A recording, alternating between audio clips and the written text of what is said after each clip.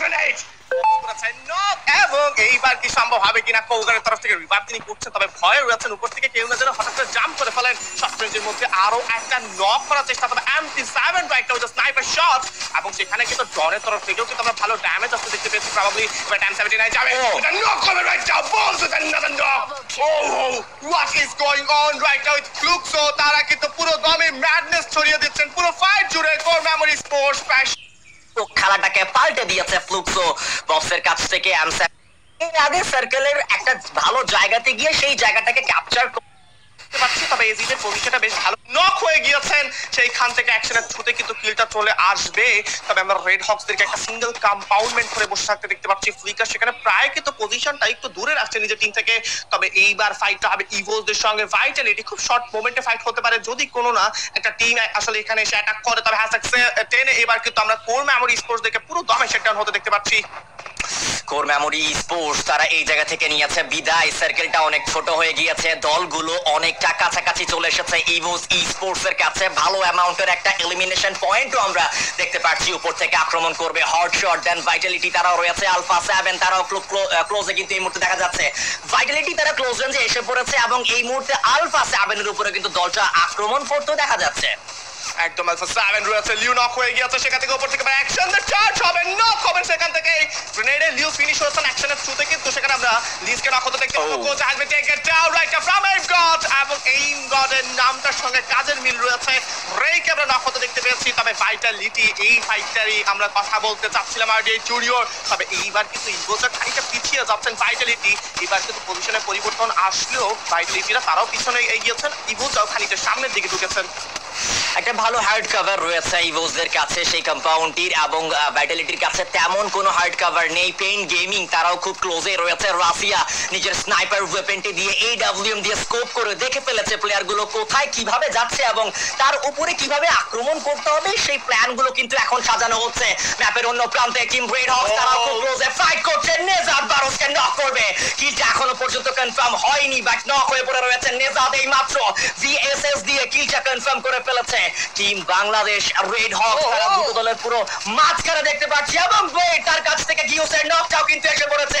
কিলটাও confirm করে ফেলা হবে। ম্যাপের অন্য প্রান্তে রাশিয়া একসাথে আক্রমণ করলো পেইন গেমিং দের উপর, এবং ফ্যালকনস তাদের কাছে একটা চমৎকার প্লেস রয়েছে এই মুহূর্তে। #8 for Pain Gaming right now। এবার কিন্তু অবস্থা ভালো নয়, টপ 7 এসে পড়েছি আমরা। তবে এই টপ 7টা কিন্তু আজকের জন্য লাকি নয়। ভাইটালিটিটা ফাইট শুরু করেছে, সেই নিচের দিকে ওয়্যার হাউসে থাকা ফাইটটাই কিন্তু এইবার আসলে একটা ব্যাটলে রূপান্তর হয়েছে। তবে দেখতে পাচ্ছি অলরেডি বলছে অ্যাডভান্টেজে রয়েছে, সেখান থেকে কিন্তু পিটার আর ঢুকতে চাইবে। হটশট ধরে গেছে, থার্ড পার্টি করার সুযোগ রয়েছে রেড হক্সের জন্য। অন ফায়ার ঢুকেছেন, শর্ট রেঞ্জে নক বের করবেন এই মুহূর্তে। অ্যাকশন নক করেছেন অবশ্যই, শর্ট রেঞ্জের মধ্যে রেসিয়ার এন্ট্রি হবে সেখানে। তবে আর একটা 79 যাবে ফ্রম 10 রো, ওয়ান 79 কিলটা ফিনিশ করেছেন। সেখান থেকে কিন্তু আরো একটা চার্জ করার চেষ্টা, ওয়াল দিয়ে আটকে রাখা হচ্ছে, ওয়াল দিয়ে কিন্তু প্রেসারটাকে ঠেকানোর চেষ্টা। তবে এইবার #7 টিম ভাইটালিটিরা পুরো দমে কিন্তু শাটডাউন হয়ে যাবেন।